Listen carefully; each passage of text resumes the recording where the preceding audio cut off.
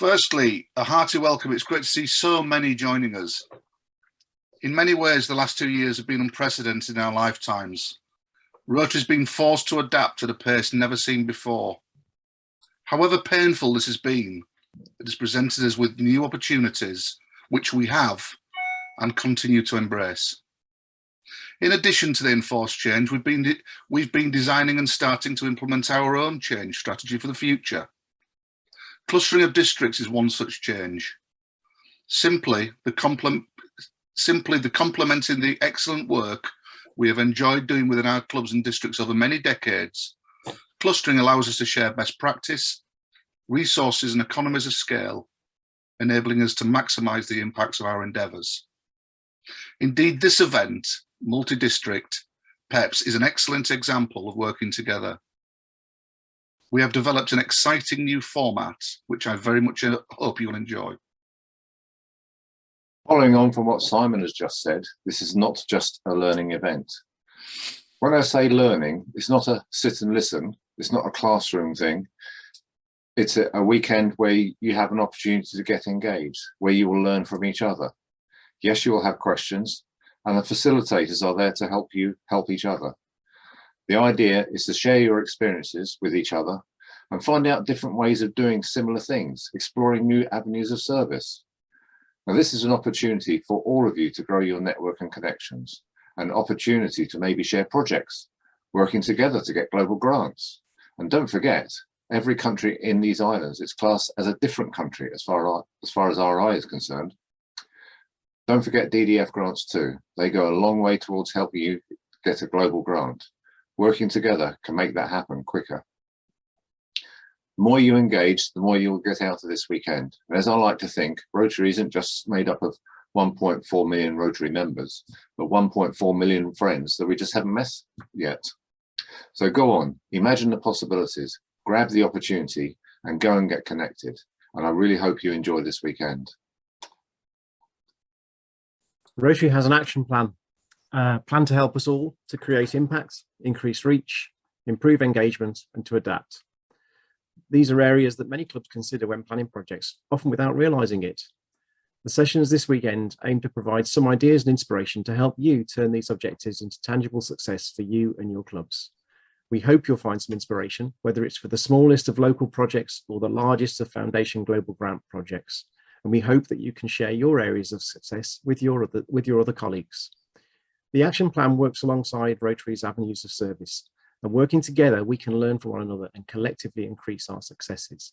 To do that, we can build the next phase of our 117-year-old organisation's history.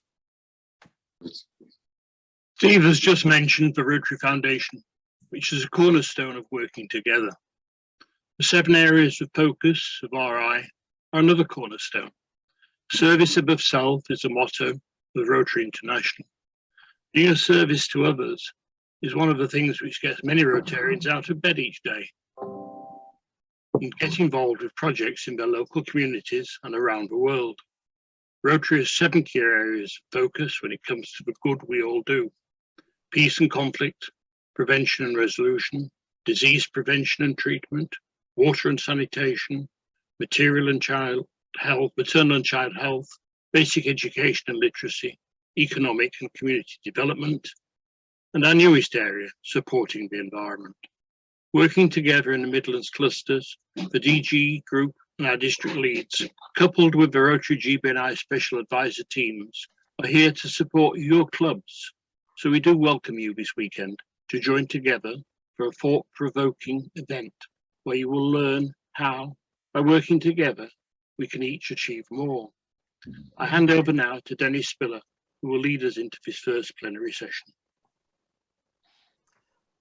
Well, good morning, Presidents-elect, and I'm Dennis Spiller. I'm delighted to be the event chairman and to welcome you to this, the first Mid-England multi-district PEPs. It's actually the third one of the year that we're running across GB&I. And we promise you speakers and discussions that you had previously never been able to enjoy at such a PEPs event. Thank you, Governors-elect, for your welcome and inspiration to start us on this journey for this weekend. Before we hear from our first speaker, it falls to me just to cover off some housekeeping rules that apply during the duration of the event. So that's all today and tomorrow afternoon. Are you home alone is the first question I must ask you. And if so, please leave the number and the name of a contact in the chat so that we can take note of that should we observe anybody in distress. And believe me, it does happen. Your screen name. Please use the rename option via clicking on the three little dots that if you move your mouse over your video image, you'll see three little dots at the top and an option will crop up there to be able to rename yourself with your name and your club name, please. Descriptions like John's iPad is not descriptive enough, I'm afraid. Questions. We have a number of very special speakers joining us and the opportunity to ask questions may be available. One of the team will be titled questions. As you'll see, some of us are entitled a facilitator or observer. One will be titled questions. And I'd ask you please to send your questions via the personal chat to the individual questions, aka Chris Davies, and she will gather those questions and present them to the speaker on your behalf. This will be the only means of submitting questions over the weekend because we've got, so let me just check now, 189 people. Fantastic turnout today, 189 people. So the raised hand and the waved hand on the screen will be ignored. So questions only through that means, please. Breakouts. Zoom offers us the chance to meet in a breakout room and we'll be taking full advantage of that over this weekend. And when it comes to that time, each president-elect will be transformed or transferred as if by magic to a room where a facilitator will be waiting for you to lead you through the discussion topic of that moment. You can be groups of about 15 people perhaps, so please take the advantage of this time together and the chance to participate and share your thoughts. You'll all have plenty of time there to participate. Allocations for these breakout rooms will be random, so you'll be with president-elects from all over the 4 districts that are participating today. There may be visiting observers in the general and breakout rooms. They are there to listen and learn for future events. And I ask them to remain as observers unless invited to offer input by the facilitator. But otherwise you're there to listen, please.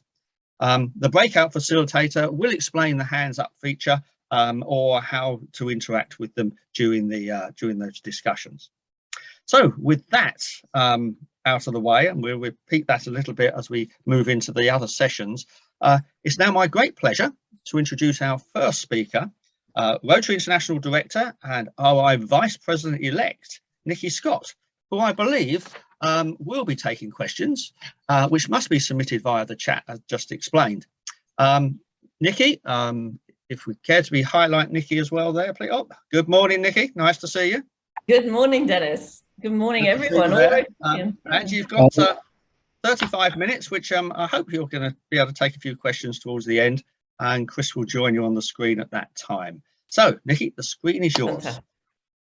Thank you so much, Dennis, and thank you and welcome. Good morning, all Rotarians in Middle England. It's wonderful to have the opportunity to zoom in all the way from Pamplona, Spain, where I'm at an event right now. It's sunny here and I'm reading in the chat that it's sunny there. So good, nobody has to be jealous of everyone else's bit of sun. So that's a good start. I don't know about you, but I've had quite a bit of coffee. So you might be in trouble here because I've already got high energy at the best of times. But I want to start off by saying thanks to our fantastic District Governor-elect, Steve, Simon, Steve and John. Thank you for bringing us all together and thank you for taking a chance to try something new. I love that. I'd also like to thank the support team and all of the facilitators for all the work you've been doing to support these multi-district events and bring this new opportunity for bringing a fresh face to how we do our President-elect's development. And most importantly, I'd like to thank all of you, every single one of you who's taken time out this morning to be here, because you are the heartbeat of Rotary. So with no further ado, let's get started. Club president, by the way, is the most important role in Rotary. There's no doubt in my mind about that. And how exciting is it that you're going to have this fantastic theme that Jennifer has given us of Imagine Rotary. Because you don't imagine yesterday, you imagine tomorrow. And the future of Rotary just happens to be my favorite subject. So I hope by the end of this weekend and all these fantastic opportunities, you'll agree that it's yours too. And in order to build on the shoulders of those who've come before us and all of that good work towards a vibrant future, we've got to really embrace our heritage and celebrate all that we have been. And I'd like to take the time this morning to look at three things. Why do we do it? The what it's all about, the action plan that Steve referred to, and then how do we get it done, right? So that's what we're going to look at this morning. So let's start at the very beginning. On February 23rd this year, we celebrated the 117th birthday of this wonderful organization that we're all proud to be part of. And Rotary, of course, therefore, was started in 1905 by Paul Harris. He was just 37 years old when he started, and he was a traveler looking to settle in Chicago to do business with people he could trust as having the same high integrity values as himself. So much like myself, when I moved from England all the way over to Chicago, I needed to hang out with people and find new friends. And when you arrive into any Rotary club, wherever you go in the world, and hopefully there's a few of you who've tried to go to a different club. Anyone? Let me just see if everyone's hands are working.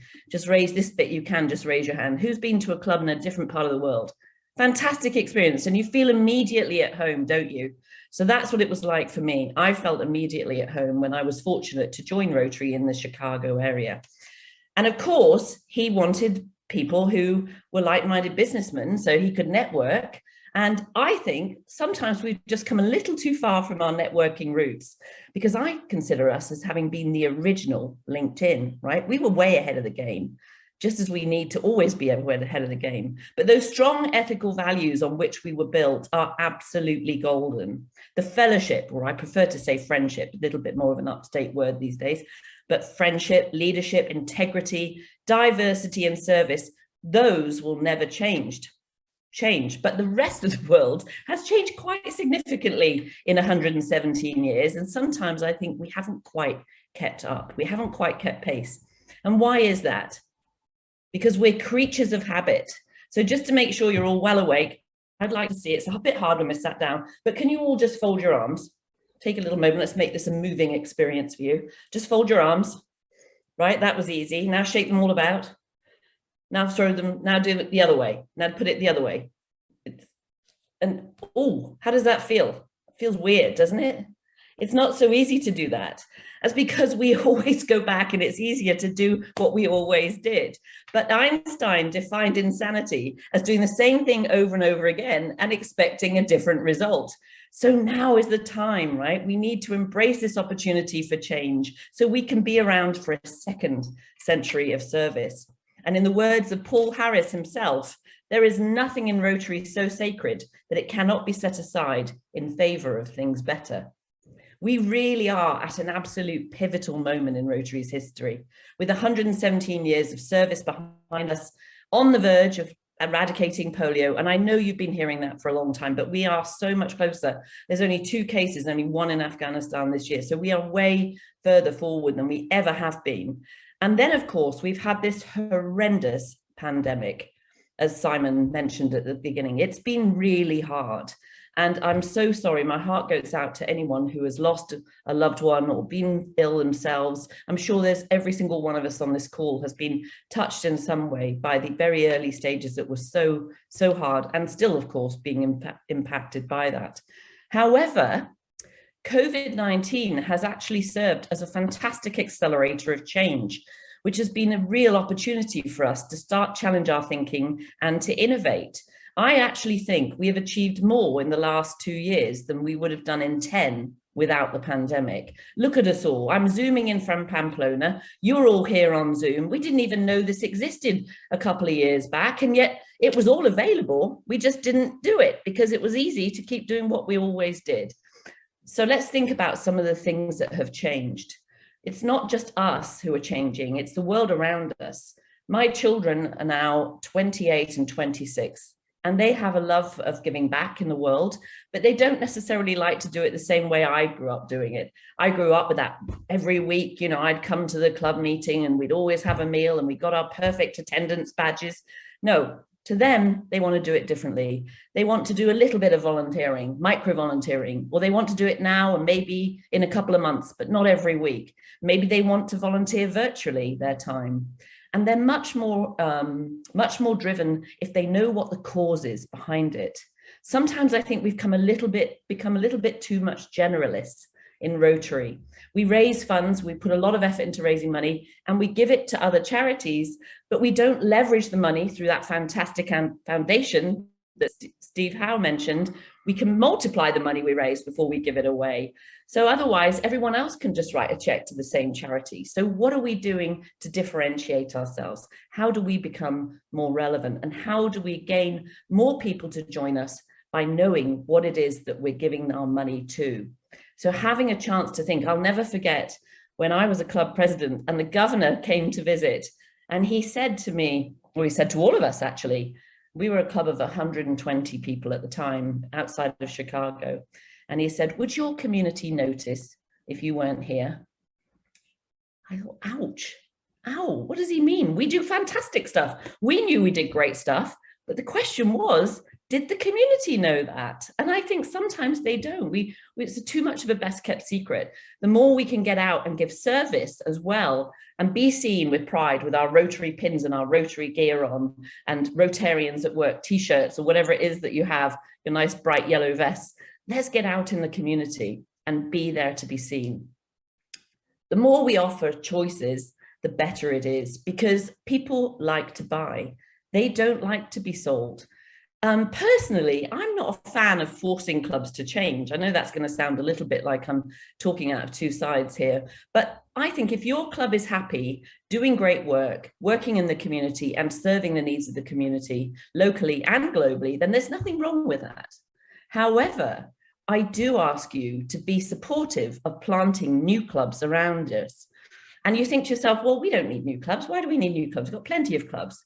Well, I'll tell you what, there's a lot to learn from nature. I happen to live in the Cotswolds and I do a lot of walking in the lovely countryside around me. I'm very lucky. And whenever I'm walking through the woods, I'm always in awe of these lovely, strong, big trees. I've been there a long time and they're very wise and they offer a lot of shelter and they really are fantastic. But if ever you notice walking any woods, on the ground, on the forest floor, there's always new saplings, there's always new growth. And that is the secret that maybe we haven't grasped so much, is we've got to keep planting those new seedlings and creating enough light for them to grow too, in their own way, to find their own way. So I'm a big fan of planting new clubs. Yes, you can have satellite clubs. I think those are great. I saw Leslie Sully's face on this call. Leslie and Steve Martin are your Rotary coordinators, and they are very much encouraging us to grow new clubs. But the thing with satellites is you've got to let them do it their own way.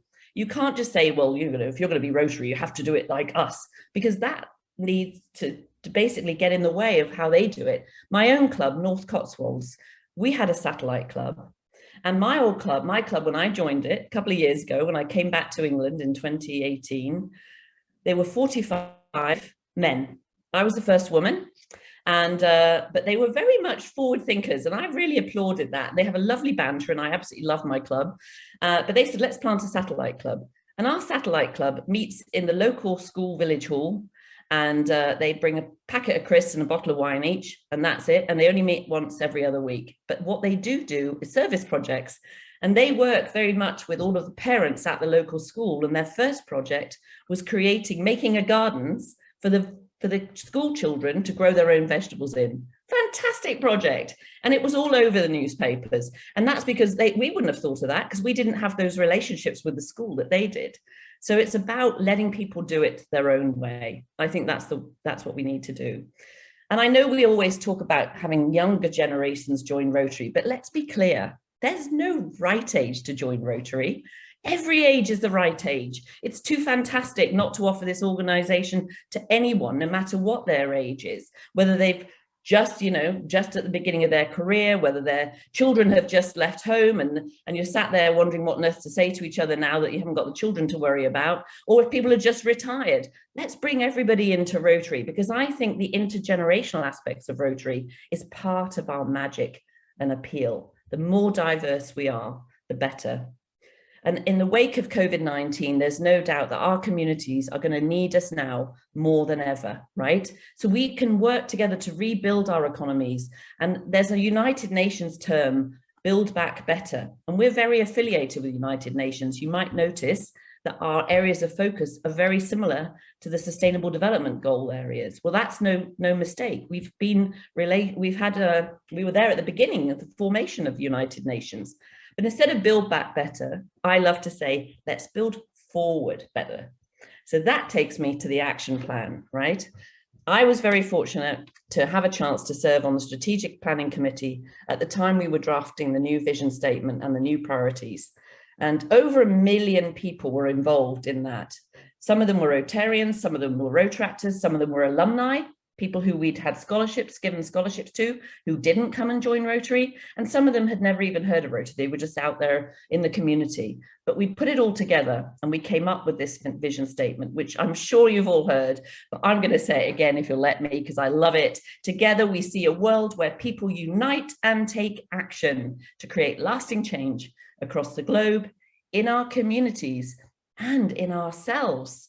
And it's that last bit of the triad I don't think we talk about nearly enough. Rotary has been such a gift, both to me and my children. I've grown so much personally living in service to others, and it's given me such a strong sense of purpose, which is where true happiness comes from, right? Having that sense of purpose. Now I'm going to look through the screens here and just see if I can see a few nodding faces. Who thinks Rotary's given something back to them and their life? Can I see a few hands coming up? Oh yeah. So we all have that, and we all have that knowledge, right? And that's what we have to get into, understanding what it is that it's given to us. I've had so much leadership development opportunity. Why don't we sell that? That would give any business school a run for its money, right? This leadership school of real life. And it takes a little bit more muscle to lead leaders than it leads followers. If you haven't figured that out yet, you are going to when you're a club president, right? So get ready. So I think that's really something that we need to look at, is leadership development through service.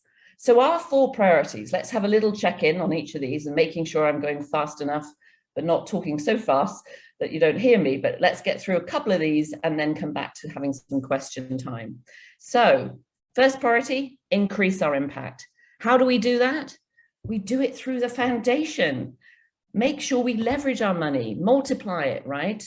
Raise it, multiply it, and then give it away. And also, the more we collaborate, Simon talked, or actually all of the DGEs talked about the opportunity now for these clustering of districts that we have in Great Britain and Ireland. Well, how about clusters of clubs?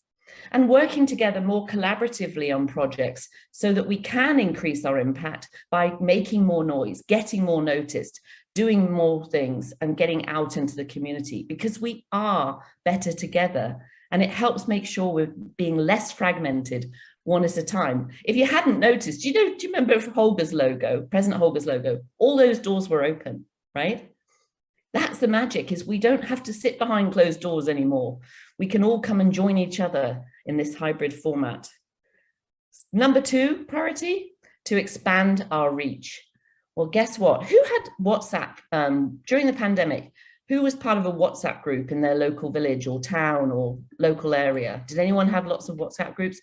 Well, I bet there were a lot of people on those WhatsApp groups who'd never heard of Rotary. But now, just like all of us, they've got the taste of service. They helped others during the pandemic. They delivered the medicines. They helped in the vaccination programs. Now they've got a taste for service. So guess what? We can give them a home to come to, because they're all Rotarians. They just don't know it yet, right? It's up to us to point it out that that's what we do, and that we would love for them to join us and to be part of this making a difference. Come and join leaders, exchange ideas, and take action. Number 3, enhance participant engagement. Well, that's big language, isn't it? It just means let's have more fun. I think sometimes we've lost the chance to have a little bit more fun. We've got so mired in all the rules and regulations of Rotary, we've lost sight. The 4-way test, is it the truth? Is it fair to all concerned? Will it build goodwill and better friendship? Will it be beneficial to all concerned? Well, how about just adding a fifth? Will it be fun? Because volunteering should be fun. When we're making these lovely photos for posting on social media or celebrating in our local newspapers, let's show everyone that we're having fun doing it, because it is fun to do that. And I think Jennifer Jones is really putting an emphasis of making sure that we take care of our existing members as well as engage new ones. Getting involved in a service project is when the magic happens. We have this concept called Rotary moments. At least it was a big deal in the United States where I joined Rotary. But here, all it means is, when was that moment that you became a Rotarian as opposed to a member of a club? Does everyone know what I mean? When did it sink in that, wow, I get this organization. This is really amazing. I am in wholeheartedly now. So let's do that, because otherwise people leave, and they leave too quickly. Sadly, a lot of Rotarians leave within the first 2 years of joining. And why is that? Is it because we're too cliquey in our clubs and we don't really ask them? We don't take time to talk to them? Well, it's too late having an exit interview after everyone's gone. How about an entrance interview when they get there, and ask them why they joined Rotary? And if they joined for a reason that isn't something your club does, maybe you can direct them to another club. Instead of being, we don't have to make sure they can find it's better fit. It's better they find the right fit than be in a club that isn't a good fit for them. So let's make sure we take care and put our Rotarians, the members, first. And fourth and final one is increase our ability to adapt. And oh my goodness, look how well we're doing on that one. So let's just give ourselves a round of applause, because we're all doing this differently. The DGEs are doing a multi-district PETS. We've got that one down, I think. We don't need to go on about that one. So then we get to the how. So we've covered the why, we've covered the what. Let's get to the how. And this is when it's all about storytelling. And when we tell a story, we need to tap into the emotional side of it. Simon Sinek, for those of you who've not heard of Simon Sinek, S-I-N-E-K, somebody could put it in the chat for me. He has a book called Start With Why. He also has a TED video. You can just Google him and you'll find one or the other. And he says, people don't buy what you do, they buy why you do it. So when somebody says to you, what is Rotary? What is your answer? Do you say, well, it's a club I belong to and we meet on Tuesdays and it's great. I really enjoy my meetings. At least I did when we were meeting, but now we're starting to get back together again. And, I just look forward to the meals, but sometimes the chicken's a little bit rubbery. Now, you've bored everyone silly by that time, right? They have no clue what Rotary is yet. So when somebody says, what is Rotary? I love to say, it's the best decision I ever made. And then wait. Because now you've got their attention and they'll say, well, why is it the best decision you ever made? And the cool thing about that is there's no right answer, because it's got to be your answer. Why is it the best decision? What is it? What is it in your life that has made it so special? And I couldn't be more proud of our Rotary brand and how much it is. So I think we're all brand ambassadors. We've got to be ready to answer that question. Why is Rotary so special to us? It's no accident that it's called a mark of excellence, and it should invoke pride and purpose and a sense of real belonging and pride. We are Rotarians. So I'm going to, at the end of this talk, give you a little sense of my why, if I may. And I'd like to share a little story about my children. When I took them, they were just 11 and 13 at the time, to Zambia in Africa. So as part of my Rotary Club over in Chicago, the international convention was held in the area in 2005. And after that, the club president said, let's go to Zambia. And because it's the poorest country in the world, And I said, I know. He said, well, how do you know? I said, my husband was born there. And he said, that's a coincidence. I said, no, there's no such thing as coincidence in Rotary. It always happens because it's meant to happen. So long story short, we took the children, they were 11, 13, and they could not get over what it was like to find children who didn't even know where they were going to eat their next meal, and yet they were happier than their friends at school. Their friends at school were always moaning, I haven't got the latest iPhone, I need those Nike shoes. But these kids in Africa didn't even know where they were going to eat, and they had big smiles and appreciation on their face. And that experience was a major life-changing moment for both of my children that they never forgot. So 10 years after that, my daughter was home from college, and she was, unknown to me, she went to my club, and she'd grown up with my people in my club. So she asked if she could come and speak. So she said to me one morning, "Mum, can I come to Rotary with you?" And I thought, that's a bit odd. She's a student. 7 a.m. we used to meet. I thought, no students get up at 7 a.m. I knew something was up, but I didn't really know why she wanted to come. I just thought, oh, she must want to just see everyone. So she came, and before I knew it, she was on the podium, and she was sharing a letter that she had written to the club. And if you'll indulge me, I'll just read you a short extract. And as I read it, I'd like you to imagine she's reading this letter to you. "I was never a project in your eyes. I never was a goal or a beneficiary of a fundraiser, yet I, along with many, may be one of your most underestimated accomplishments. While you were focused on improving an individual in need, I was learning dedication. While you were focused on serving the homeless, I was experiencing empathy. And while you were focused on throwing outstanding events in order to raise funds for countless causes, I was helping sweeping the floors, being shown that no task is too menial for anyone. While you were focused on providing clean water, basic education, and self-sufficiency to rural villages in Zambia, I was taught gratitude in the most humbling way any 11-year-old could ever experience.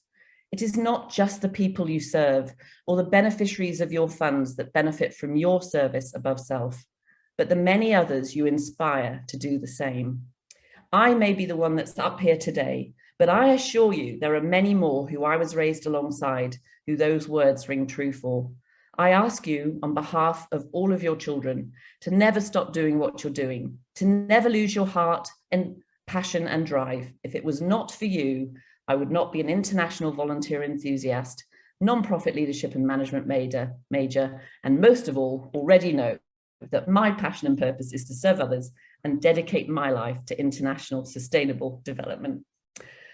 Still gets me when I read that every time. So it really did make a difference in my daughter's life and my son's actually, and it just has been the gift that keeps giving. So I ask you all today, who have you given the gift to? We always hear about membership, but just think of it in that way. Who are you going to give this gift to?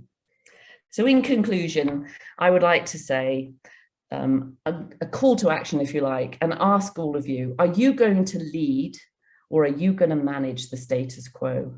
And I hope you're going to be a change maker, because in the words of founder Paul Harris once more, if Rotary is to realize its proper destiny, it must be evolutionary at all times and revolutionary on occasions.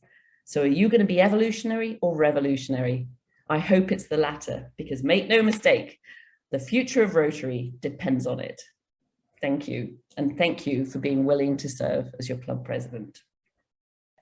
You haven't had a pause at all. Whatever coffee you're on, I think we all need it. It was fantastic. Thank you. It's good. As you can imagine, there are a number of questions. And one of the ones that you mentioned, first of all, that the club president is the most important role. Could you tell us a bit more about that, please? I really don't. I'm not just saying that. I genuinely believe it's the best, it's the most important role, because the club is where Rotary happens. That's where the work gets done. That's where the ideas come from. The rest of it is all just there to support what the club does.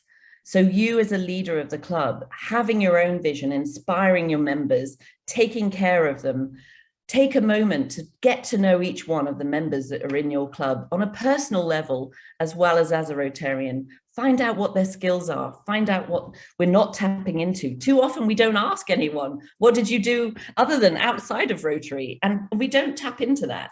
So yes, I truly, honestly believe it is the most important role in Rotary. Thank you very much. You also said be supportive of new clubs. What happens if there's new clubs starting in your area? Should you as a president be concerned?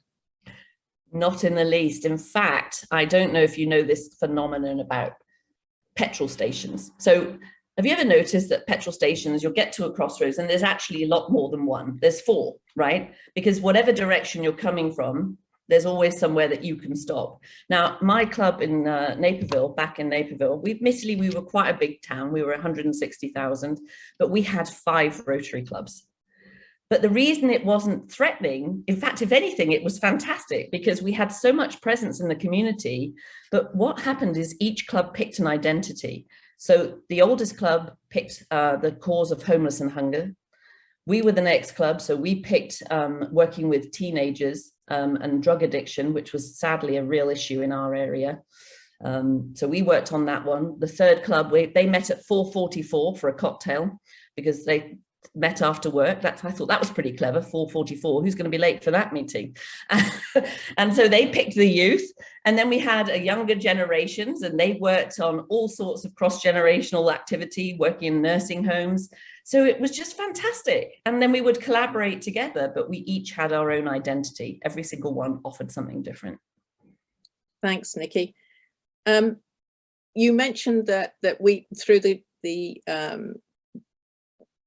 I was going to say the coronavirus, in the pandemic, we've had lots of people volunteering. What makes Rotary special to attract these volunteers? Yes, it's interesting, isn't it? Because I hear people complaining about dues, and I think, oh my goodness, how can we complain about dues? So yes, you can volunteer without having to pay any money, but you can't be a part of a 1.4 million organization with that opportunity to create friendships across the globe, with the reputation of our foundation. It's had the highest Charity Navigator Rotary rating for like several decades at this point, because so much of the money we put into the foundation comes back out. So many of the charities we support, I challenge you all to have a look at the charities you've supported in your club and go and have a look at their financial statements, right? A lot of those charities you've supported will be sitting on enormous reserves. You don't necessarily know where that money is going. But our charity, not only does we know where it's going, but it multiplies what we do. So I think the caliber of the Rotary organization, the brand, the integrity, the recognition, that sense of belonging, the fact we have so much impact, that's priceless. Never mind complaining about our dues. The dues are often complained about because we get confused with how much of the dues is all about eating. If you take the eating out of the dues, it ends up about being £10 a month. How can it not be worth being part of a global organization like Rotary for £10 a month? Thank you. Thank you very much, Nikki. You've said you've come to us today from Spain. Mm-hmm. When can we see you in the UK?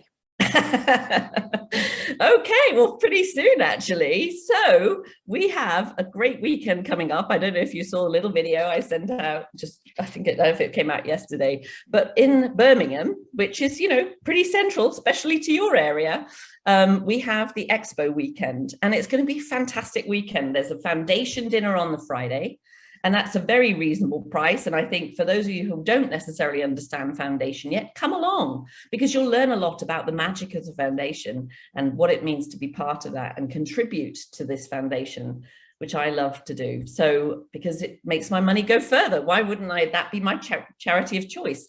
Then we've got the Expo all day, fantastic speakers and a chance to mingle with non-Rotarians. Given you are the local clubs, you might just find a couple of new Rotarians if you're lucky. So get talking to everyone in the coffee line, get talking to everyone you're sat next door to, and tell them be ready with your why. And then on the Sunday, we're going to drive all of that inspiration into action at the Action Summit. And in addition, by the way, there's the Youth Citizens, the global, the Citizens Awards, fantastic weekend. So I'll be there. So will Jennifer. So will Gordon McAnally, so will John Hugo from his secretary. So we'll all be mingling around, and I would love to meet some of you in person. So come up and say hello. Lovely. Thank you very much indeed, Nikki. And thank you for coming to us from Spain. The wonders of Zoom, but we've thoroughly enjoyed your talk. Thank you so much. And I think we're going to have to move back to Dennis because time is marching on for the next session. Thanks so much, everyone. Real joy to be with you. Take care. Have a fun weekend. Fantastic. Thank you, Nikki, and for that inspirational talk and some great feeds into our next session there, our discussion breakout on planning your year, because moving forward into that topic, everything you said is relevant there. So thank you very much indeed. And we wish you well on a very special year ahead as the RI Vice President. So congratulations. We shall now move into our first discussion breakout on the subject, as I just said, of planning your year. And as a new president-elect, or indeed as a repeat offender, it is really important topic. So we now switch for the next 55 minutes to facilitator-led breakouts. And on return, we'll take a 10-minute break before we move on to the next topic. So support team, please do your magic and open the breakouts.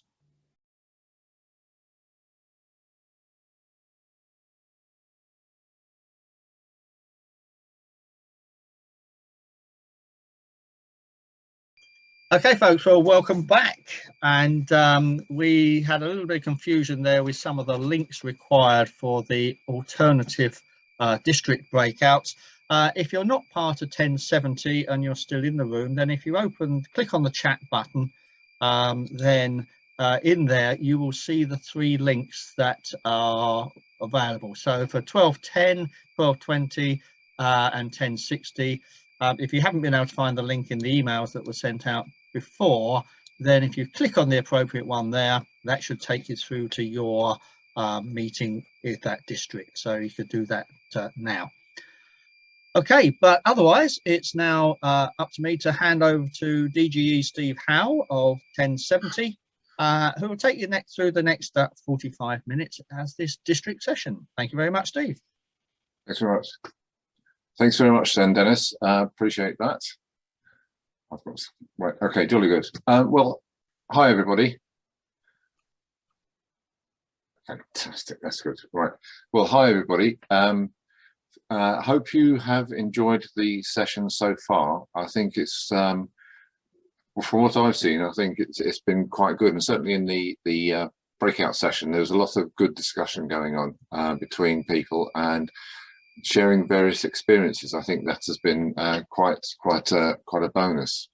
What I'd like to do with this session, I've got a bit of a presentation to talk about some of the changes that have been going on, and certainly at the Rotary GB&I level, but more focusing on the district side and what's happening with the districts and the clustering.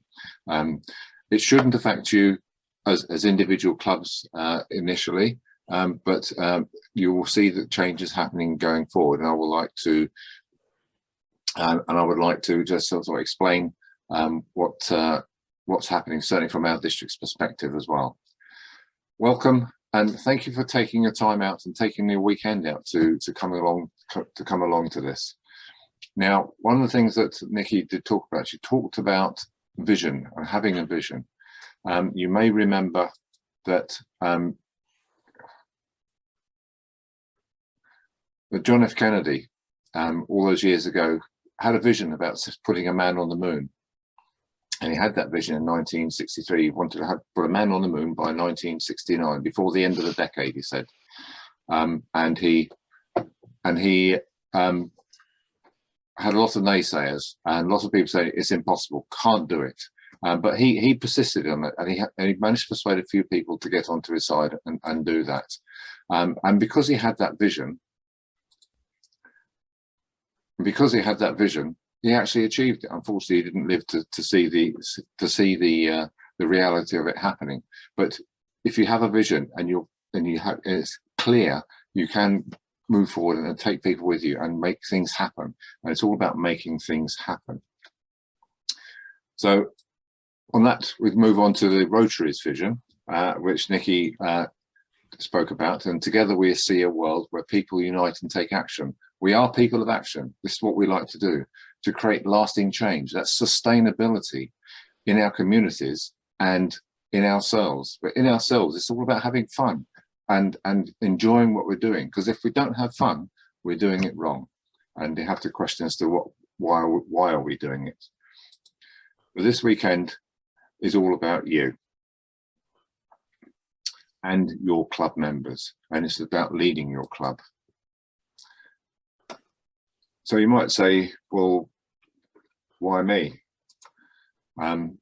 Because basically we are the team. We're here to help you to make the best of your clubs, to enable your clubs to do things, to support your clubs in what you do, and support you specifically, which is absolutely what is so critical.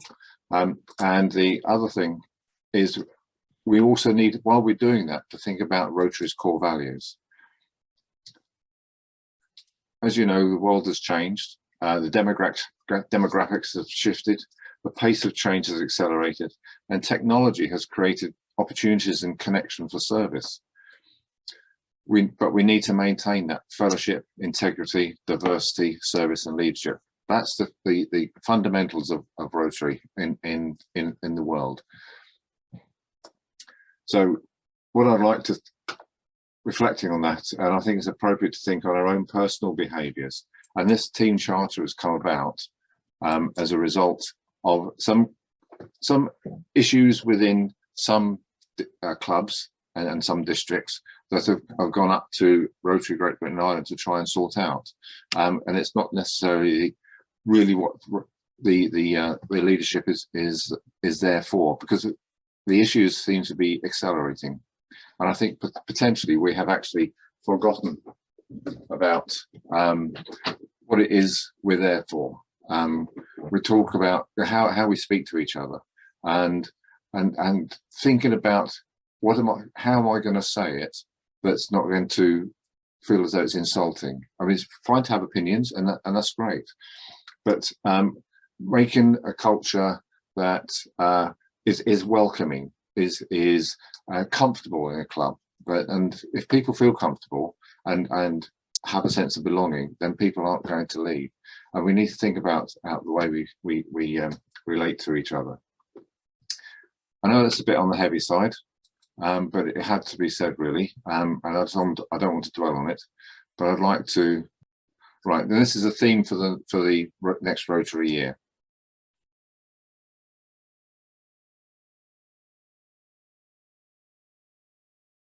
"50 years ago, an anthem was recorded that included this beautiful line: 'You may say I'm a dreamer, but I'm not the only one.' I hear that lyric as a call to action.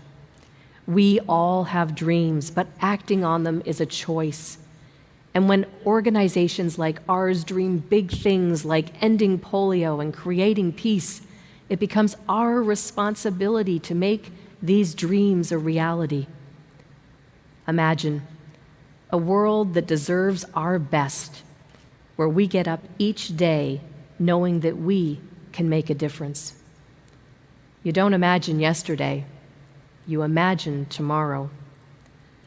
Imagine a world without polio. Imagine a world with clean water for everyone. Imagine a world free of disease, a world where every child learns to read. Imagine kindness and hope and love and peace. And that's, my dear friends, why our theme is Imagine Rotary.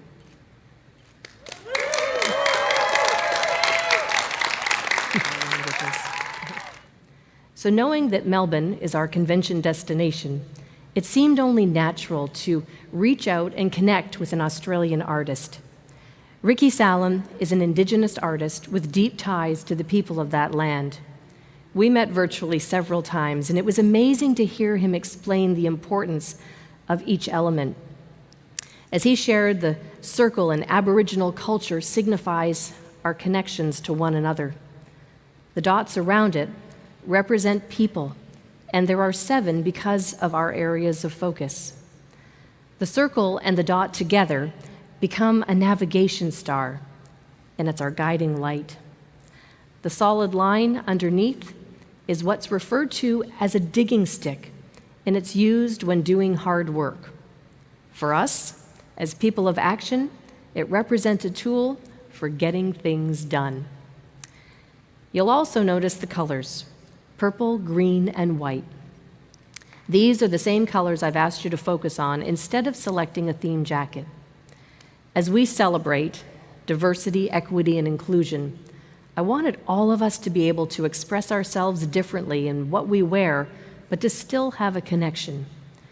There are several ways to interpret the colors, and quite easily, they could mean purple for polio, green for the environment, and white for peace. Together, as many of you have already guessed, they're the colors of the women's movement, and for me, a subtle nod to this history. So as you can see, the theme is Imagine Rotary. Imagine eradication of polio. It's easy. Fresh water available for everyone. And it's one of the things that we worked on over many, many years in Rotary. Diseases prevented and treated. And we all have dreams. We have dreams of a better world. And being people of action, we can make these dreams happen. We are literally only restricted by our imagination. So one of the key imperatives that come out from Jennifer Jones is diversity, equity, and inclusion. She wants to continue the empowering of women and create at least 2 new innovative or cause-based clubs. We want to engage our members, stop the revolving door. Talked about making members feel comfortable in your clubs, have a sense of belonging, having a job to do, being listened to.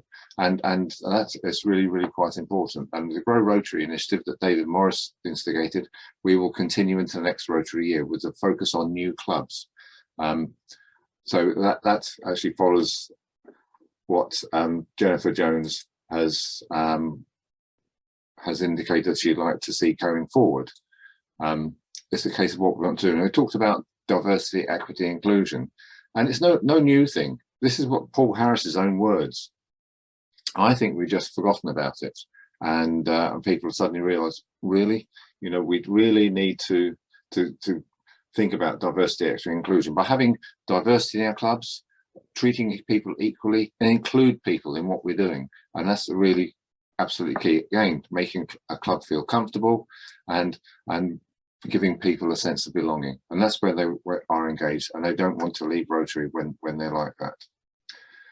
I talked about change that's going on and changes in the districts, and certainly at RIBI level, Rotary Great Britain and I level. And we talked about clusters, which has got the multi-district PEPs, and we're talking about the clusters here. As you can see, there are 6 clusters here, of which we are the Midlands cluster. And you can see in the green area, light green area on the map, that's where we cover off from. And as you can see, in fact, 1070 is the largest district in the cluster. We have over 80 clubs. The others have between, I think, 50 and 65 clubs each. So this is our cluster, and we're working out how to work together and how we can help each other and take the best bits of the various things that we do within each district and bring them together so we can all uplift our capabilities and our expertise in delivering our service to the people that we serve. For example, this is our first foray into working together with the multi-district PEPs. We have actually helped one district, 1220, in pulling this together, because 1220, their district training officer passed the higher service, and their district team, their leadership development team, fell away.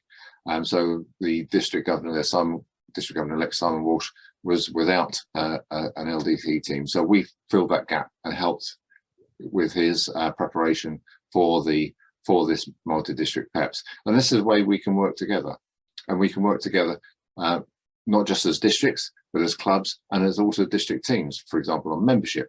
If one of the districts has people queuing up to join Rotary, then what is it they're doing that perhaps we're not doing? We can learn from them, and they can learn from us in other things, public image or whatever that might be. And I think that's really, really an important thing. So that's the clusters. Coming down to our district again, and I think what we need to now look at is the district teams.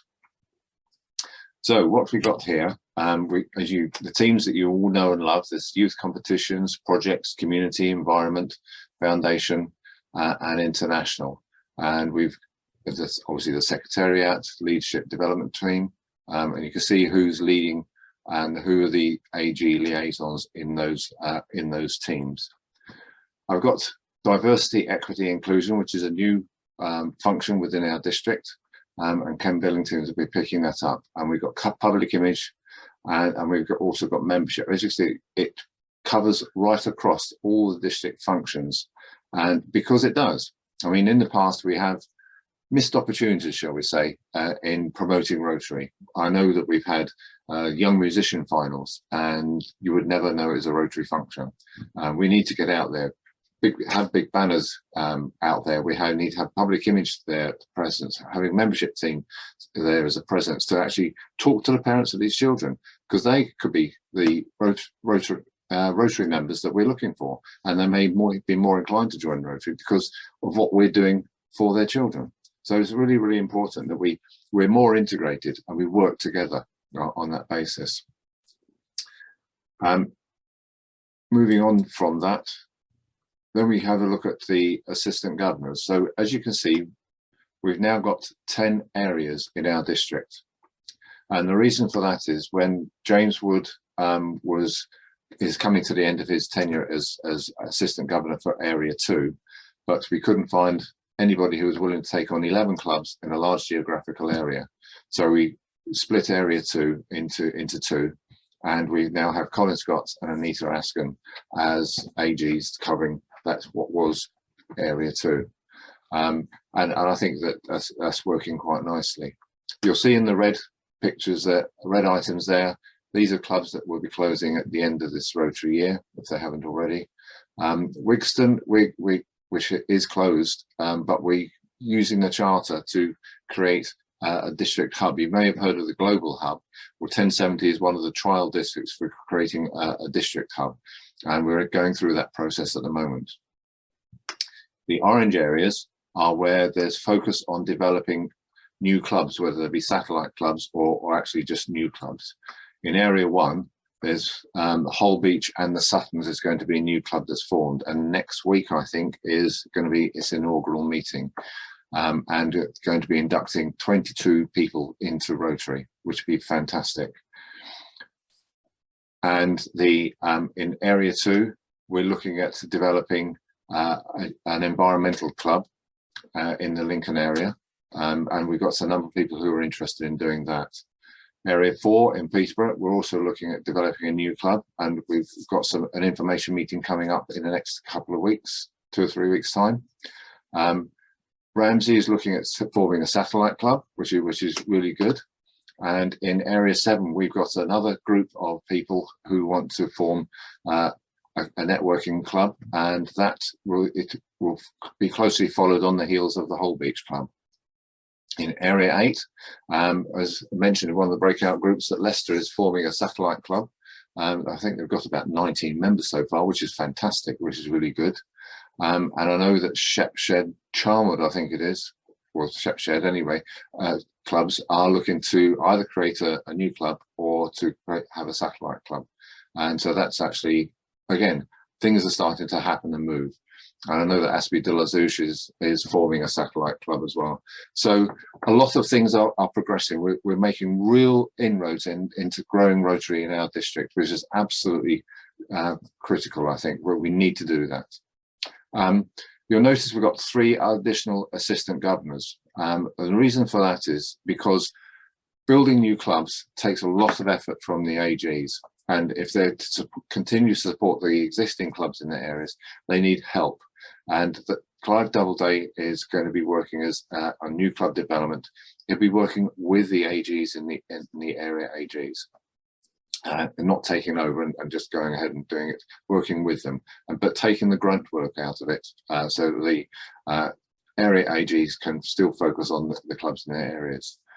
There are clubs from time to time that feel that they have lost their way a bit, want to continue in Rotary, want the club to continue going, but not necessarily sure of how to go about it.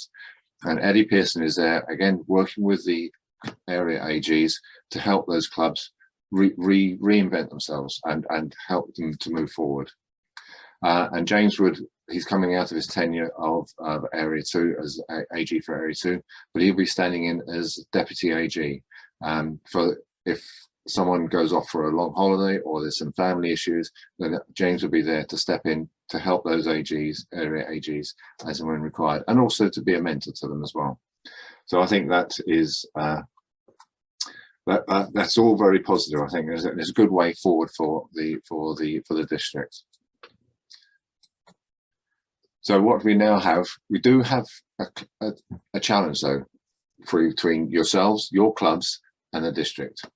In my conversations going around the district, sometimes when you mention the district team, I hear sort of tar of feathers being spat, and I think really, and to a certain extent, it is the fault of the district team themselves. Now, the district team are made up of club Rotarians, your clubs, and so these district team members need to think about, well, what is it that my club wants from the district? And I think, and having had a conversation at the district team development seminar, I think people now are starting to think about, actually, yeah, I think I know what my club wants. This is what I want from the district team. The team are supporters. We don't tell clubs what to do. We're there to help, support, advise, guide, as and when requested. The district team are enablers. I'm there to help you do what you need to do, what you do best. I don't know what you do best. You know what you do best. And the district team will walk the talk, and to show you the passion that they have for Rotary and for your clubs and supporting you, and will be proactive and will be engaging. So I have set a challenge for the clubs, and that is to have a service level agreement with your clubs.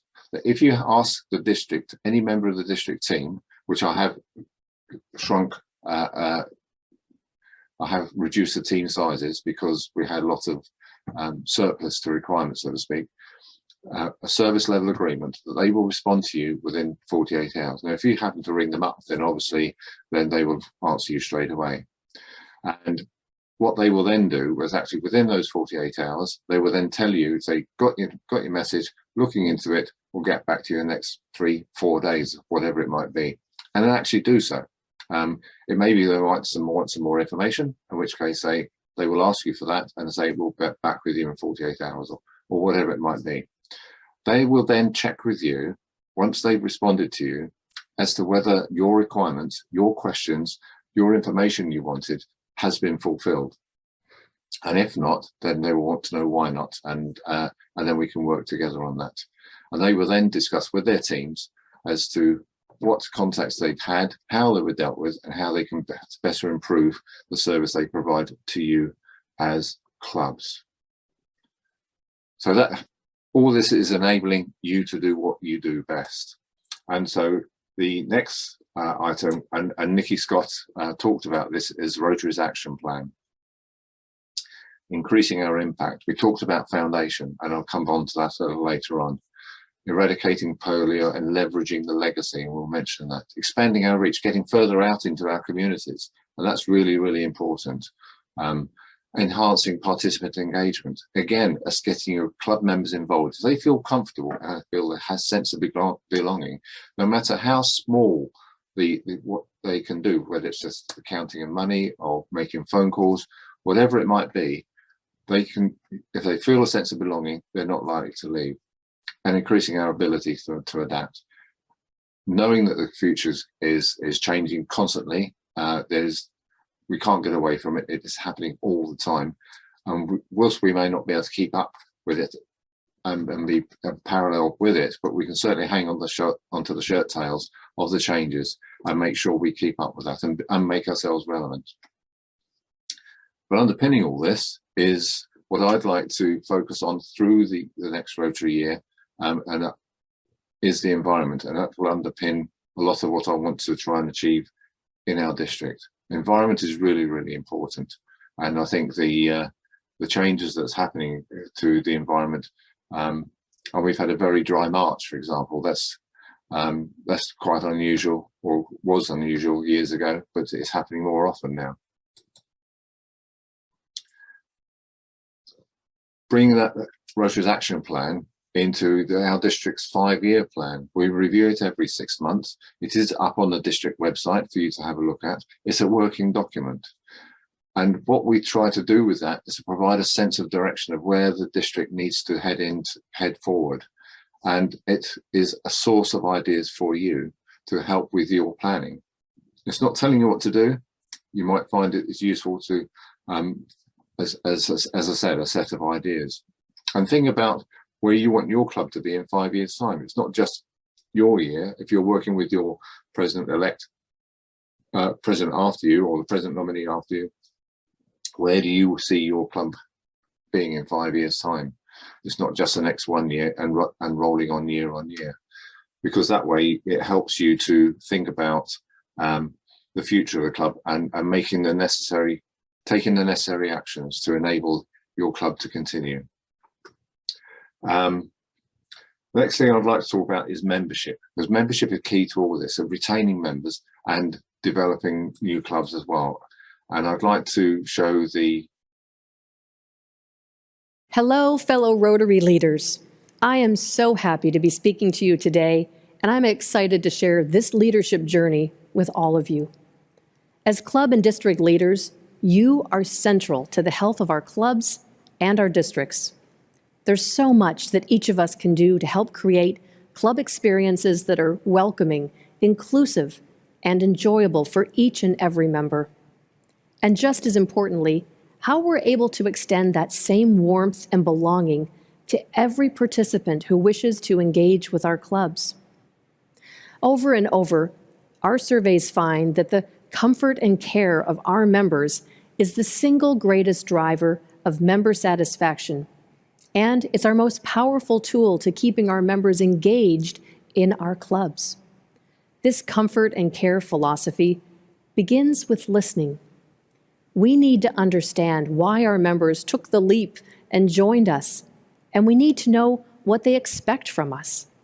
What do they want out of their Rotary involvement? And how do they aspire to change and influence our communities and our world through their membership? To build stronger clubs, we should aim to understand the needs and expectations of new members right from the start.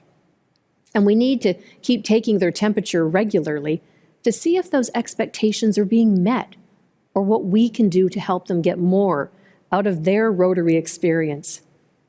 These touch points will reassure members that they're being heard and that we care about their comfort and satisfaction.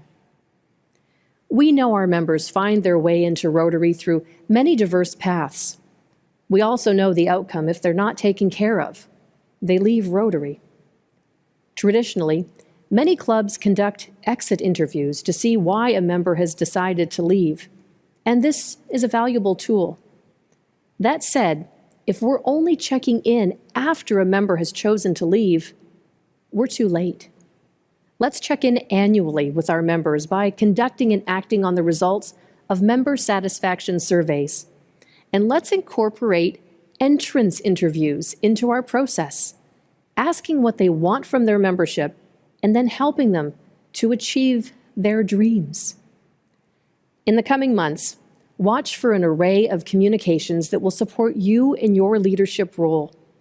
These valuable resources are designed to help you and your club members to enrich your experience as people of purpose, people of influence, people of action. A big part of that work is honoring Rotary's commitment to diversity. We know that clubs that are thriving have a culture that is inclusive and welcoming. Our Learning Center provides a wealth of tools to help all Rotary members commit to diversity, and we hope you'll share these plans and become champions of this important endeavor. Another tool to support you is our Membership Leads online platform. This is a great tool that helps clubs identify prospective members that might be the right fit for their club. As leaders, this is an amazing opportunity to follow up with tens of thousands of prospective Rotary and Rotaract members each and every year. These are people who want to be part of us. Imagine the impact we could make with new members who offer fresh perspective, expertise, and energy.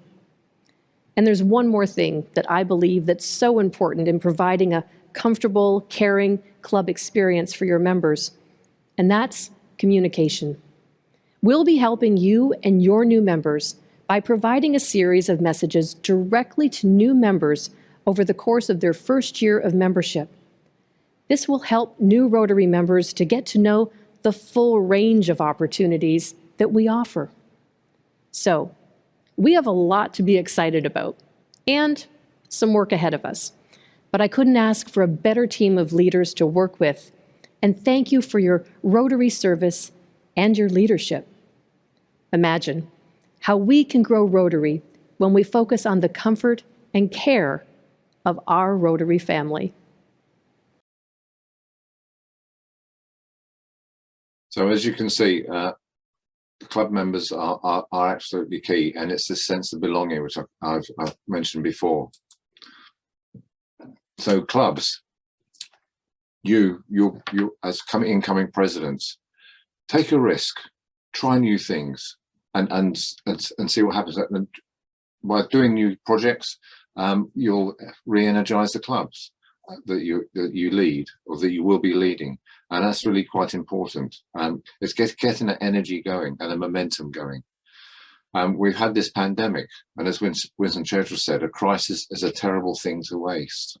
So we need to take this opportunity and move forward and utilize what has been given us. Now, I want to talk a bit about foundation. As you know, and we talked about foundation, and it's talk about impact and making a greater impact and utilizing foundation. It provides the ability to have a greater impact and for a longer time, the sustainability element of it. Foundation giving is absolutely critical. As from reports that I've seen, that the foundation giving per head of Rotarians is being maintained, which is fantastic. The only problem is the actual giving is going down because we're losing members. So therefore, things like the DDF grants for the next Rotary year are reduced, that are given to districts. And so therefore, having new members is really, really quite important. And polio is no less important. We have to keep going. These are the numbers that for polio that we want to raise in the next Rotary year. I have been assured that the total at the bottom there, $430 million, we don't have to do all in our district, thankfully. However, we do have to make our contribution, and we still need to raise $50 million as Rotarians across the world, because the Bill and Melinda Gates Foundation will still give us the $100 million if we manage to raise that. So it's a 2-to-1, which is brilliant. And if we can achieve that, I think that's absolutely critical. As Aidan O'Leary said from the World Health Organization at the International Assembly we had back in February, he said that eradication of polio cannot be done without Rotary. Rotary is critical to enabling this to happen. So that is really, really important. Just to show that we have to continue, as Nikki said, there's been a case in Afghanistan so far, and which is sad, but the actual numbers obviously are going down. But there was an infection in Malawi last year, and the source of that infection was traced back to Pakistan. Polio is only a plane ride away, and there's something like 9 million children being immunized in and around Malawi to ensure that it doesn't get transmitted out. I think as I understand it, that Malawi infection was contained within one family. So I think the risk is quite low, but they're not taking any chances. And the point here is that unless polio is eradicated from around the whole world, polio is not eradicated. As I said before, it is literally just a plane ride away, and which is one thing we can't afford to ignore. Oh, here we go. The circulating vaccine-derived polio is, last count I heard was 565 cases. You see, Africa seems to be suffering quite a bit with that, but the numbers are going down because they're using a different vaccine now that is not live. The district designated fund, we have been giving 20% each year of the funding that we've been getting to polio, but because the fund is going down in the next Rotary year, we're increasing the contribution so we can continue to match the contribution that the district makes each year to 22.5%. Just imagine that when polio is eradicated and it becomes a distant memory, we will have become part of that history. We will be part of that history. We will have achieved that. And you'll be able to say to your children and grandchildren, we did that. We kept our promise. We kept our promise to the children of the world. And the legacy from this? The legacy is that you can trust Rotary. When Rotary says it will do something, it will do it. We are people of action. And I'd just like to leave you, so before I do that, why am I in Rotary? Because I can make a difference. And not on my own, but with you, all of us together, we can make a difference. I do, we all do, we have dreams, and we can make those a reality. That's the power of Rotary. No one believed polio could be eradicated. It took one person who said, we have a vaccine for polio, we can eradicate it. No one believed us, so we started doing it. And everyone thought, oh, actually, you know what? It can be done. And there are thousands of examples of this all around the world where Rotary has led the way. Shelterbox, a club in Cornwall, started to help. One Rotarian's idea. It's now a global charity. And this is what we can do. We are people of action. We have the power to make things happen. And as someone said in the chat earlier, we are in more countries than McDonald's. I'd like to leave you with the words of John Lennon.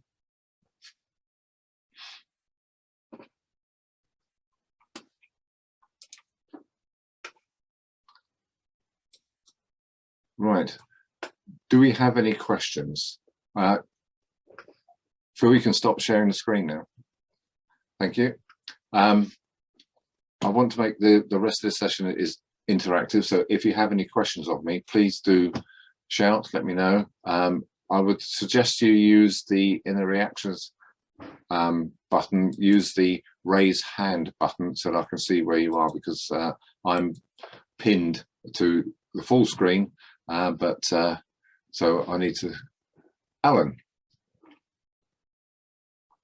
Will your slideshow that you've just given us, will that be available for download? I would just think it could be something very useful to present within the club. Yes, it will be available. I'll definitely make it available. Okay, thanks. Okay. Anybody have any questions or comments that they'd like to raise? Any thoughts? I'm talking about the environment. It's all gone very quiet. There was a lot of engagement in the breakout sessions, and I know there's a number of our clubs in 1070 who were in the breakout session I was in. Okay, we've got a couple of hands up for you now. So first off, John Yule, if you'd like to unmute and ask your question. Yeah, Steve, on the environment, I'd be very interested in cooperating with other clubs in environment projects. Particularly projects that we might be able to involve local schools in participation. Yeah, and that's all about working with other clubs is a brilliant idea, and I think clubs in our district have already started doing that. And I'm utilising the help of the Environment Committee to help with making the environment a high profile through the year. And I will have a citation for clubs to follow, just for a bit of fun. Whether you can see that or not, I don't know. There we go. It's a Rotary citation. It's an environment citation, and when we get to do our face-to-face PEPs in the next couple of weeks, I'll be handing these out to. Again, it's a bit of fun, and there'll be a prize at the end of the Rotary year for the clubs that manage to achieve the activities in the citation, or even invent others to go alongside it. That'd be brilliant. Gordon. Okay. Yeah, Colin Gordon, you were next. Oh, Yes, Colin Gordon, sorry. Steve, we met in Ketton a few months ago. Question for all present: does anyone have a good source of wildflower seeds? We developed a wildflower meadow in our club, and 400 square meters of it. And I did a lot of research on where we can get wildflower seeds from. And I found that the Boston Seed Company was actually extremely helpful, because I spoke to them and they gave me lots of advice and guidance about developing a wildflower meadow. And the seeds they provided were fantastic. And so Right. I would recommend to have a look at them. Yeah, thanks. Because I did one in the village last year, and we're doing it as a project this year with the idea of harvesting the seed and selling it at a Christmas fair. But Emma's Gate in Wisbeach, which I had used, seemed to be out of stock. So Boston Seed Company, thanks. Yes, okay. Sue. Yeah, thank you. The whole End Polio Now is absolutely wonderful campaign, and rightly you say it'll be marvellous when we can say that Rotary kept its promise. But very often when there's publicity about ending polio, the Gates Foundation seems to get prominence and Rotary is not even mentioned. And I just really want to say, can we make sure that Rotary does get some credit when that is achieved? Because Rotary was there first, wasn't it? The Gates Foundation came along a little later. All credit to them, but we mustn't lose sight of the fact that Rotary deserves to shout about that. Yes, I totally agree. I think that we don't get the publicity that we deserve with regards to polio. And I think the more we can shout about it as our own clubs. So when we're raising money, Purple for Polio, Polio Day, Rotary, we've got to be the forefront. And we have, it's not being done globally or even nationally, but certainly from our club's perspective, we can do it. I know we're getting short of time. Cedric.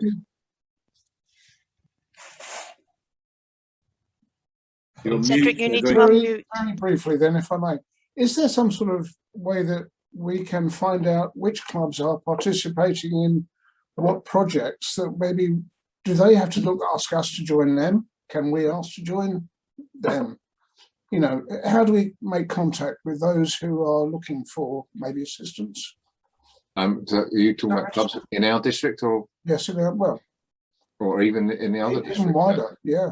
Well, this is something that there's something it's called communication. So I know, you know, John Daniel puts out his weekly missive, and if you've got a request for assistance, or you want to participate in other clubs projects, then put that out with his missive. But we can certainly raise the publicity of that, and maybe even through the environment committee if it is an environment project, for example. Yes. Yeah. I think, Steve, I think as well, in answer to that question, don't forget the geospatial database that shares everything we're doing on rewilding, reponding, and all the rest of the things that we're doing. Yes, that's right. Which clubs are doing what? Yes, and I think that the environment committee will be more than happy to share that. And if you're not sure about it, we'll show you how to use it. Sally. Just to follow up on the wildflower seed, we just recently had a stand at a community fair in St Ives, and our giveaway gift to pass up to the public was little Hessian bags filled that we made up with wildflower seed in it, and we put one of the treasury luggage labels on it with our logo and our contact details for networking and membership to encourage the members. It's a great idea. And we can all do things like that. Mike. All people who visited the House of Friendship at Hunstanton would have been given a bag of flower seeds, as Sally was just saying. And in theory, all clubs who attended the district conference should have been able to get one. If not, they can find out about it locally. Also to say, the Rotary Club of Stamford has planted 2,000 trees in South Lincolnshire and hopes to plant another 2,000 trees within this next Rotary year, and any help will be gratefully received. Brilliant, because I know my grandchildren are dead keen to plant trees. David. I was just going to say to Sue of Loughborough that, of course, thanks to your intervention the last time it happened, we had a question asked in the House about End Polio Now, and Boris was forced to respond that Rotary had done a good job, and that's the sort of thing that Rotary can do when it puts its mind to it. Absolutely. Malcolm?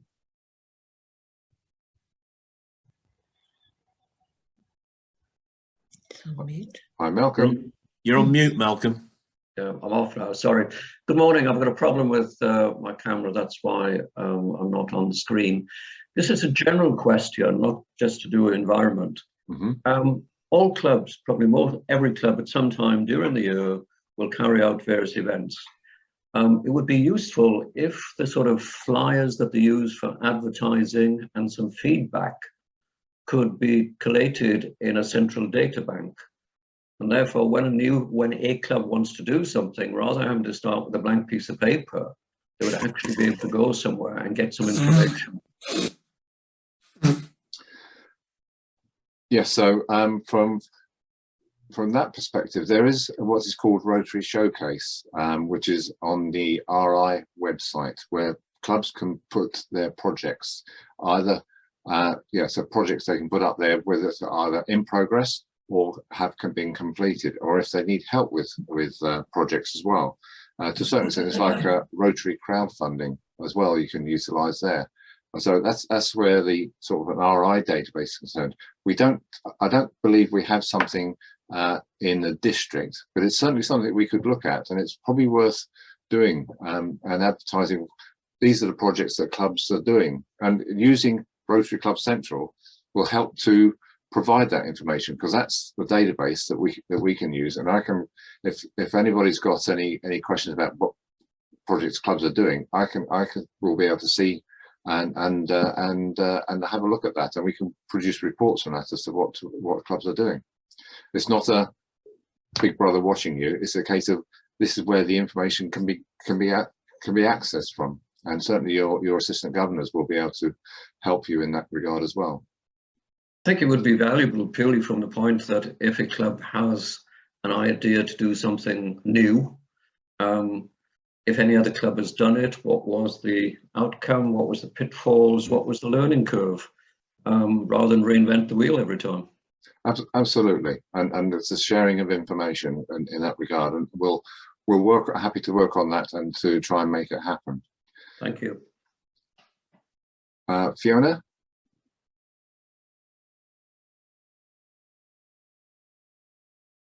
You're muted, Fiona. There we go. Just picking up on that, I'm aware that there's a DMS system, and I'm fairly new to Rotary myself, so I don't know how to find it or where it is presumably on the website. But because of not knowing about it, I missed the information about the disability games that are taking place in the district at Lincoln, and was too late to contact schools and other organisations in the area to get a team forwarded to the disability games. So I would be interested in how I get hold of someone's just put the login in the chat. Thank you, whoever that was. and also if you speak to Ian Robinson, who's our webmaster, he's quite happy to walk you through it and show you how to use it. Brilliant, thank you very he's much. in the Daintree Daventry Club. Thank you. Okay.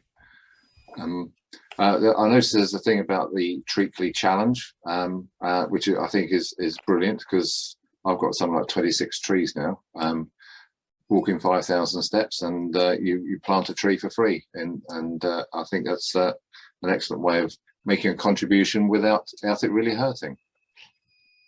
Does anybody have any further questions? How much time have we got left, Wendy? About 3 minutes. About 3 minutes. And if you do join the Treatley app, make sure you join the Rotary League, and you will need your club ID number for that. That's a thing I think some people forget to do. Yes. Okay. Any further questions? Any comments generally about your forthcoming year as president that you'd like to bounce off? Whether it's an idea you've got, you want to share, questions you want to ask other fellow presidents. Okay, I can't see any hands up. We do have a request from Kerry. Could you say the name of the webmaster again who can teach the DMS? Yes, his name's Ian Robinson, and he's of the Daintree Daventry Club, and he's only too delighted to help. And the other thing that I would also like to say, if you've got projects or things you want to share with the district, he's very keen for you to use him to publicize your projects on the district website. So please do take up that offer, and he will help you and even put it up for you, and he will guide you as to the sort of information he'd be looking to put up. So again, you've got another source there, Rotary Club Central and the district website to share things with. Can I say, Steve, that to anybody who needs help with the Rotary Club Central or their getting onto DMS should be able to ask their assistant governor, who should be able to help or point them in the right direction. Absolutely. And please do use your assistant governors. They're there to help you and to support you, help with the communication between you and the district team, and also the district team's communication back through to your good selves. I just hope that you have a fantastic year. I'm sure you will. And it's all in the preparation. Excellent. Thank you, Steve. And thank you, District 1070. Great morning. Well done. Thank you very much indeed. Okay. Just to wind up then, before we stop for lunch, just throw in one comment about the polio recognition. I can assure everybody that successive Rotary International presidents have said, we were there at the beginning, and don't worry, we shall be there at the end. And that's all to do with the recognition question that was raised earlier on. It's an annual one that comes up, and it is absolutely recognised by Rotary International leadership. So thank you, Steve, for that. We're going to take a 90-minute break now, or just under 90 minutes now. We restart at 13:30, well, that's 1:30 in old money, to start session 2. If you care to come back online sometime around 1:15, you'll be able to see the introductory videos again as we prepare to kick off sharp at 13:30. So thanks very much for your attendance this morning. Have a great lunch, and we'll see you later. Thanks very much indeed. Thanks, Dennis.